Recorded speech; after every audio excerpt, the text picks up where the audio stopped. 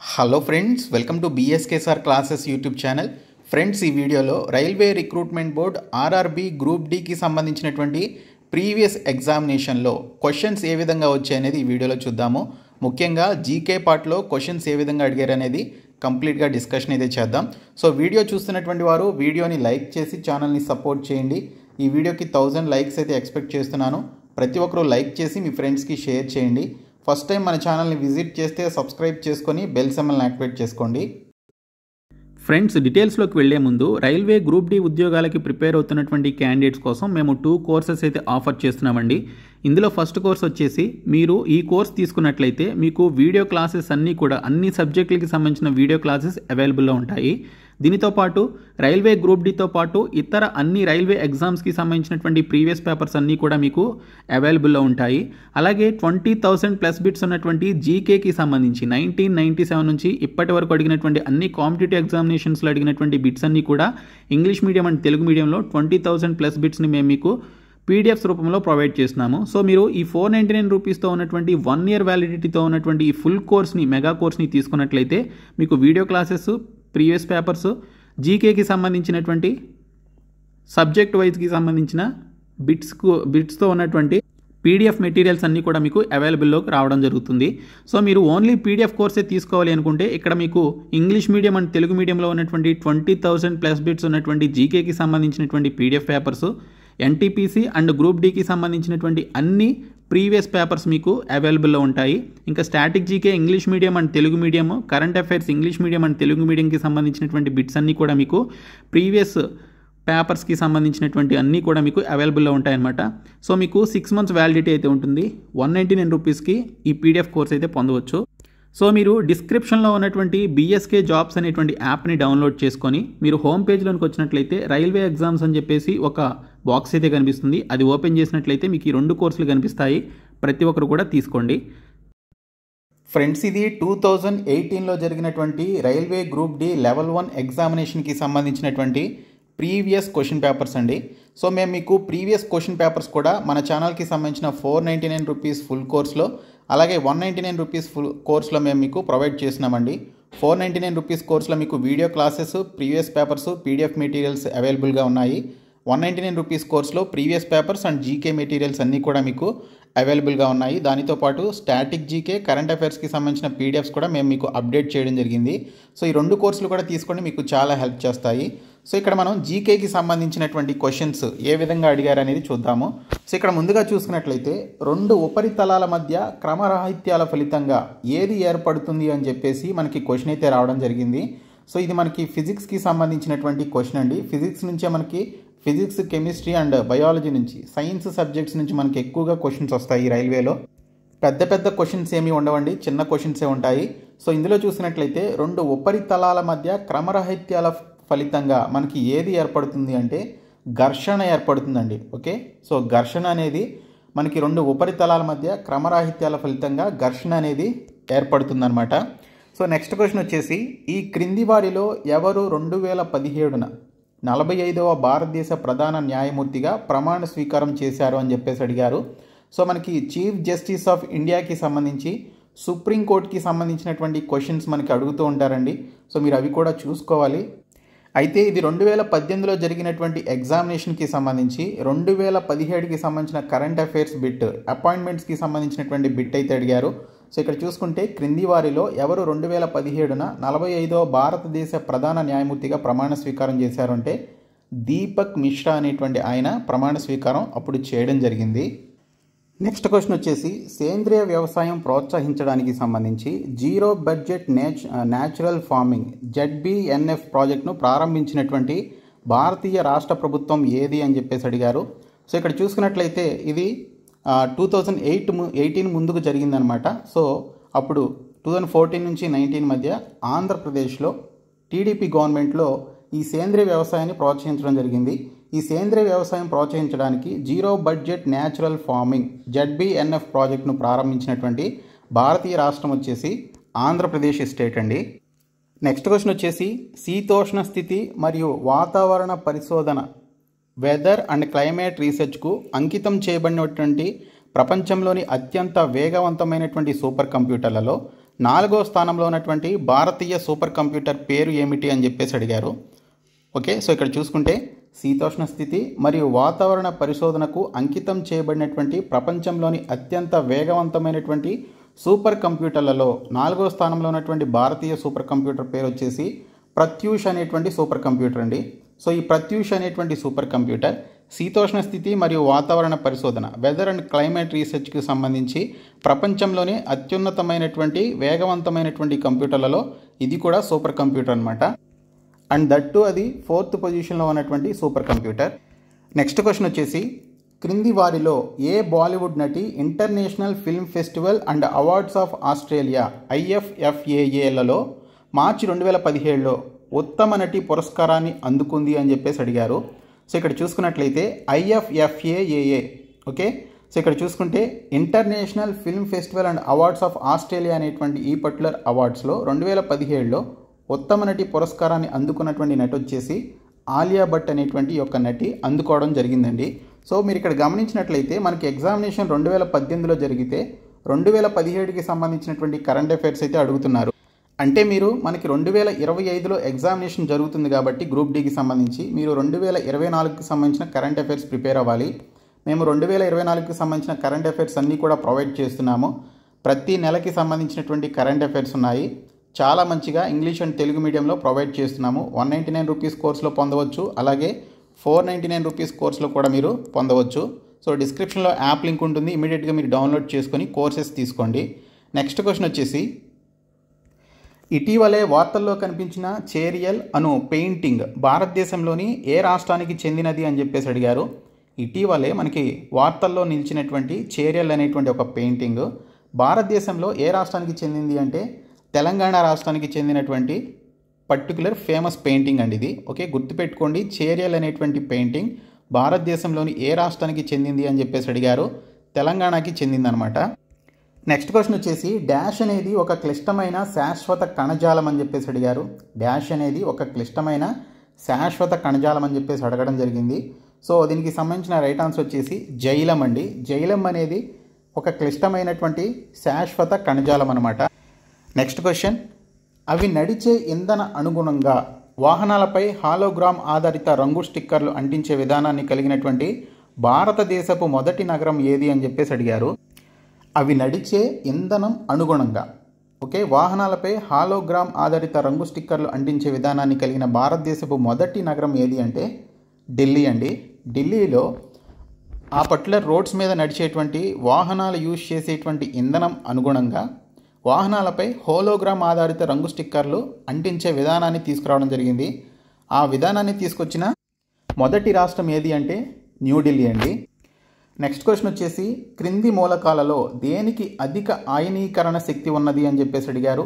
కింది మూలకాలలో దేనికి ఎక్కువ అయనీకరణ శక్తి ఉందంటే హీలియంకు ఉందండి. ఓకే, సో హీలియం అనేటువంటి ఒక మూలకానికి ఎక్కువ అయనీకరణ శక్తి అయితే ఉంది. నెక్స్ట్ క్వశ్చన్ బ్లేడో ఎడారి ఏ దేశంలో ఉంది అని చెప్పేసి అడిగారు. బ్లేడో ఎడారి ఏ దేశంలో ఉంది అంటే పోలాండ్ అనేటువంటి దేశంలో ఉంది. ఇది వరల్డ్ జాగ్రఫీకి సంబంధించినటువంటి క్వశ్చన్. సో దీన్ని బట్టి మీకు ఏమర్థమవుతుంది, వరల్డ్ జాగ్రఫీకి సంబంధించినటువంటి టాపిక్ నుంచి కూడా మనకి క్వశ్చన్స్ రావడానికి అవకాశం అయితే ఉంది అని చెప్పేసి ఈ ప్రీవియస్ పేపర్ ద్వారా మనకైతే తెలుస్తోంది. సో బ్లేడో ఎడారి పోలాండ్ అనేటువంటి దేశంలో ఉంది. నెక్స్ట్ వన్ వచ్చేసి ఒక పూర్తి బాహ్య వలయాలు నిండి ఉన్నటువంటి అణువులు డాష్ సంయోజకత కలిగి ఉంటాయి అని చెప్పేసి అడిగారు. ఒక పూర్తి బాహ్య వలయాలు నిండి ఉన్న అణువులు డాష్ సంయోజకత కలిగి ఉంటాయి అంటే అవి 0 సంయోజకత కలిగి ఉంటాయండి. ఓకే, సో ఒక పూర్తి బాహ్య వలయాలు నిండి ఉన్నటువంటి అణువులు ఏవైతే ఉంటాయో అవి 0 సంయోజకతను కలిగి ఉంటాయి. నెక్స్ట్ క్వశ్చన్ వచ్చేసి దంత వైద్యులు ఒక పుటాకార అద్దంను ఉపయోగిస్తారు ఎందుకంటే డాష్ ప్రతిబింబం ఏర్పడడానికి. దంత వైద్యులు ఒక పుటాకార అద్దంను ఉపయోగిస్తారు ఎందుకంటే వాటి యొక్క వాస్తవికత మరియు విస్తారితమైనటువంటి పర్టికులర్ పార్ట్స్ని చూడడానికి సంబంధించి దంత వైద్యులు ఒక పుటాకార అద్దంని ఉపయోగించడం జరుగుతుంది. నెక్స్ట్ క్వశ్చన్ వచ్చేసి ఎడారి మొక్కలు బాహ్య చర్మం డాష్ యొక్క మందపాటి మైనపు పూత ఉంది అని చెప్పేసి అడిగారు. ఎడారి మొక్కలలో బాహ్య చర్మం డాష్ యొక్క మందపాటి మైనపు పూత ఉంది అని చెప్పేసి అడిగారు. సో ఇక్కడ చూసుకున్నట్లయితే ఎడారి మొక్కలలో బాహ్య చర్మం కుటిన్ యొక్క మందపాటి మైనపు పూత అయితే ఉంటుందండి. కుటిన్ అని చెప్పేసి పిలుస్తారు. సో ఎడారి మొక్కలలో బాహ్య చర్మం కుటిన్ యొక్క మందపాటి మైనపు పూత అయితే ఉంటుంది. నెక్స్ట్ వన్ వచ్చేసి ఆధునిక పీరియాడిక్ పట్టికలో ఇకా అల్యూమినియంకు తరువాత ఒక డాష్ లోహంగా పేరు పెట్టబడింది. ఆధునిక పీరియాడిక్ పట్టికలో ఇకా అల్యూమినియంకు తరువాత ఒక గ్యాలియం లోహంగా పేరు పెట్టడం జరిగిందండి. మరొక ప్రశ్న వచ్చేసి ఫిఫా అండర్-17 ప్రపంచ కప్ గెలవడానికి 28 అక్టోబర్ 2017 కోల్కతాలోని స్టాల్ లేక స్టేడియంలో స్పెయిన్ని ఎవరు ఓడించారు అని చెప్పేసి అడిగారు. ఫిఫా అండర్-17 వరల్డ్ కప్ను గెలవడానికి 28 అక్టోబర్ 2017 కోల్కతాలోని స్టాల్ లేక స్టేడియంలో స్పెయిన్ని ఎవరు ఓడించారు అంటే ఇంగ్లాండ్ దేశం ఓడించడం జరిగిందండి. సో ఇక్కడ మనకి 2017కి సంబంధించిన కరెంట్ అఫైర్స్ 2018లో అడిగినటువంటి ఎగ్జామినేషన్లో రావడం జరిగింది. సో కాబట్టి మనకి ఇక్కడ చూసుకుంటే మీరు 1 year బ్యాక్ కరెంట్ అఫైర్స్ అయితే చదువుకోవాలి. నెక్స్ట్ వన్ వచ్చేసి ఇండియాలో బ్రిటిష్ వారిచే నిర్మించబడినటువంటి మొదటి కోట ఏది అని చెప్పేసి అడిగారు. సో ఆ మొదటి కోట వచ్చేసి ఫోర్ట్ సెయింట్ జార్జ్ అండి. ఫోర్ట్ సెయింట్ జార్జ్ అనేటువంటి కోటను బ్రిటిష్ వారిచే మొదటి కోటగా నిర్మించడం జరిగిందనమాట ఇండియాలో. మరొక ప్రశ్న కార్బన్ డయాక్సైడ్ వాయువుని కాల్షియం డయాక్సైడ్ ద్రావణం ద్వారా పంపినప్పుడు అవక్షేపం యొక్క రంగు ఏమిటి అని చెప్పేసి అడిగారు. ఓకే, కార్బన్ డయాక్సైడ్ వాయువుని కాల్షియం డయాక్సైడ్ ద్రావణం ద్వారా పంపినప్పుడు అవక్షేపం యొక్క రంగు ఏమిటి అని చెప్పేసి అడిగారు. దాని యొక్క రంగు తెలుపండి. నెక్స్ట్ వన్ వచ్చేసి 2018 ఫిఫా ప్రపంచ కప్లో గోల్డెన్ గ్లోబ్ అవార్డును గెలుచుకుంది ఎవరు? 2018 ఫిఫా ప్రపంచ కప్లో గోల్డెన్ గ్లోబ్ అవార్డుని గెలుచుకుంది ఎవరు అంటే థిబౌట్ కోర్టోయిన్ అనేటువంటి అతను గెలుచుకున్నాడండి. థిబౌట్ కోర్టోయిన్ అనేటువంటి అతను గెలుచుకోవడం జరిగింది. మరొక ప్రశ్న జెలీనా మరియు జూడెన్ యొక్క ప్రస్తుత వయస్సుల మొత్తం 70 సంవత్సరాలు. 5 సంవత్సరాల క్రితం జూడెన్ యొక్క వయస్సు జెలీనా యొక్క వయస్సుకు రెట్టింపుగా ఉండేది. జూడెన్ యొక్క ప్రస్తుత వయస్సు ఎంత అని చెప్పేసి అడిగారు. ఇది ఏజెస్కి సంబంధించిన క్వశ్చన్. నేను యాప్టిట్యూడ్కి సంబంధించిన సపరేట్గా వీడియో అయితే చేస్తాను, యాప్టిట్యూడ్ రీజనింగ్కి సంబంధించి. ఇప్పుడు జీకే చూద్దాం. మరొక ప్రశ్న వచ్చేసి 3వ పీరియడ్కి చెందిన మూలకాలు డాష్ షెల్లులు కలిగి ఉన్నాయి. 3వ పీరియడ్కి చెందినటువంటి మూలకాలు KL మరియు Mకి సంబంధించినటువంటి షెల్లులు కలిగి ఉన్నాయన్నమాట. నెక్స్ట్ క్వశ్చన్ ఈ క్రింది వాటిలో ఆగస్టు 2017లో భారతదేశ ఉపరాష్ట్రపతి వెంకయ్యనాయుడు అధికారికంగా ప్రారంభించినటువంటి పోర్టల్ ఏది అని చెప్పేసి అడిగారు. క్రింది వాటిలో ఆగస్టు 2017లో భారతదేశ ఉపరాష్ట్రపతి వెంకయ్యనాయుడు అధికారికంగా ప్రారంభించినటువంటి పోర్టల్ ఏది అంటే నేషనల్ స్పోర్ట్స్ టాలెంట్ సెర్చ్ అనేటువంటి యొక్క పర్టికులర్ పోర్టల్ని ప్రారంభించడం జరిగింది. నెక్స్ట్ క్వశ్చన్ స్థితిజ శక్తి దీనికి సమానము అని చెప్పేసి అడిగారు. అంటే స్థితి శక్తి దేనికి సమానం అని చెప్పేసి అడగడం జరిగింది. సో దానికి సంబంధించి స్థితి శక్తి అంటే మనం MGH అని చెప్పేసి రాస్తాం కదా. సో MGH అనమాట, MGHకి సమానము. నెక్స్ట్ క్వశ్చన్ వచ్చేసి బ్రిటిష్ ప్రభుత్వము అతి నీచమైన రౌలట్ చట్టమును ఎప్పుడు అమల్లోకి తెచ్చింది? ఆ చట్టం ప్రయోగాత్మకం కాకుండానే రాజకీయ నిర్బంధానికి అనుమతినిచ్చింది అని చెప్పేసి అడిగారు. సో ఇది 1919లో జరిగినటువంటి ఈ జలియన్ వాలాబాగ్ దురంతం తర్వాత ఈ రౌలట్ చట్టాన్ని తీసుకురావడం జరిగిందండి. ఆ చట్టం ప్రయోగాత్మకం కాకుండానే రాజకీయ నిర్బంధానికి అనుమతించింది అని చెప్పేసి దీనికి సంబంధించిన ఎక్స్ప్లెనేషన్. నెక్స్ట్ క్వశ్చన్ వచ్చేసి ఒంటరిగా యుద్ధ విమానంలో ప్రయాణించినటువంటి తొలి భారతీయ మహిళ ఎవరు? సో అవని చతుర్వేది అనేటువంటి ఆవిడ ఒంటరిగా యుద్ధ విమానంలో ప్రయాణించినటువంటి తొలి భారతీయ మహిళ అండి. మరొక క్వశ్చన్ వచ్చేసి నీతి ఆయోగ్ యొక్క ఎక్స్ అఫీషియో చైర్మన్గా ఎవరు పనిచేస్తున్నారు అని చెప్పేసి అడిగారు. నీతి ఆయోగ్ యొక్క ఎక్స్ అఫీషియో చైర్మన్గా ఎవరు పనిచేస్తారు అంటే భారతదేశానికి ప్రధానమంత్రి ఎవరుంటే వారే ఎక్స్ అఫీషియో చైర్మన్గా ఉంటారు. డిప్యూటీ చైర్మన్ని ఎవరో ఒక పర్సన్ని నియమిస్తారనమాట. సో మొదటి ప్లానింగ్ కమిషన్కి సంబంధించిన చైర్మన్ ఎవరంటే జవహర్లాల్ నెహ్రూ గారు. సో తర్వాత 2015లో ఈ ప్లానింగ్ కమిషన్ని నీతి ఆయోగ్గా పేరు మార్చడం జరిగింది. సో దాన్ని ఎక్స్ అఫీషియో చైర్మన్గా ఎవరు పనిచేస్తారు అంటే భారత ప్రధానమంత్రి పనిచేస్తారు. నెక్స్ట్ క్వశ్చన్ వచ్చేసి గాంధీ సాగర్ డ్యామ్ ఏ రాష్ట్రంలో నెలకొని ఉంది అని చెప్పేసి అడిగారు. సో గాంధీ సాగర్ డ్యామ్ మనకి మధ్యప్రదేశ్ రాష్ట్రంలో ఉందండి. ఓకే, సో మనకి డ్యామ్స్ నుంచి కూడా క్వశ్చన్స్ వస్తాయి జాగ్రఫీలో. సో గాంధీ సాగర్ డ్యామ్ మనకి మధ్యప్రదేశ్ రాష్ట్రంలో అయితే ఉంది. నెక్స్ట్ క్వశ్చన్ వచ్చేసి బాహుబలి సినీ సిరీస్లో బళ్ళాలదేవ పాత్రను ధరించినటువంటి నటుడి పేరుని తెలపండి. ఓకే, సో సినిమాల గురించి సింపుల్ క్వశ్చన్ అడిగారు. సో రాణా దగ్గుబాటి మనకి బల్లాల దేవ క్యారెక్టర్ని చేయడం జరిగింది. సో ఆ క్వశ్చన్ అయితే వచ్చింది. మరొక ప్రశ్న, క్రింది వాటిలో ఒక సమృద్ధ హైడ్రోకార్బన్ ఏది అని చెప్పేసి అడిగారు. ఈ క్రింది వాటిలో ఒక సమృద్ధ హైడ్రోకార్బన్ను ఏది అని చెప్పేసి అడిగారు. సో అది వచ్చేసి C2H6 అండి. C2H6 అనేది ఒక సమృద్ధ హైడ్రోకార్బన్గా చెప్పుకోవచ్చు. నెక్స్ట్ క్వశ్చన్ వచ్చేసి 2018 ప్రపంచ ఆహార బహుమతిని 2 గ్రహీతలు స్వీకరించారు. వారిలో ఒకరు డాక్టర్ డేవిడ్ నబారో, మరొక వ్యక్తి ఎవరు అని చెప్పేసి అడిగారు. సో మరొక వ్యక్తి లారెన్స్ హార్డెడ్ అనేటువంటి అతను తీసుకోవడం జరిగింది.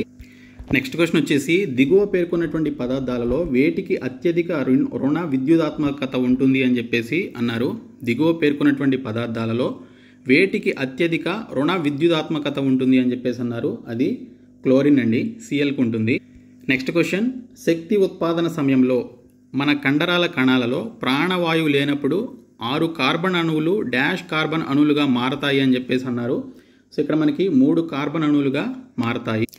నెక్స్ట్ క్వశ్చన్, త్వరణం వేగ వృద్ధి యొక్క కొలతలు ఏమిటి అని చెప్పేసి అడిగారు. So L1 M0 L⁻1 M⁻0 T⁻−2 అనేది త్వరణం వేగ వృద్ధి యొక్క కొలతలండి ఇవి. మరొక ప్రశ్న, సోడియం నుండి క్లోరిన్కు పరమాణు పరిమాణం ఏమిటి అని చెప్పేసి అడిగారు. సోడియం నుండి క్లోరిన్కు పరమాణు పరిమాణం అనేది తగ్గుతుందన్నమాట. మరొక ప్రశ్న, ఈ క్రింది వారిలో ఏ క్రీడాకారుడికి లేదా క్రీడాకారునికి 2017లో పద్మశ్రీ అవార్డు వచ్చింది అని చెప్పేసి అడిగారు. సో సాక్షి మాలిక్కి 2017లో పద్మశ్రీ అవార్డు అయితే వచ్చింది. మరొక ప్రశ్న, పవిత్రన్ అతిథి సోదరుడు మరియు రిషబ్ అతిథి సోదరుడి కుమారుడు. రిషబ్కి పవిత్రన్ ఏమవుతాడని చెప్పేసి ఇక్కడ మనకి బ్లడ్ రిలేషన్స్కి సంబంధించినటువంటి క్వశ్చన్ ఇది. రీజనింగ్కి సంబంధించిన సపరేట్ వీడియోలో చెప్తాను నేను మీకు క్లియర్ ఎక్స్ప్లెనేషన్ ఇస్తూ.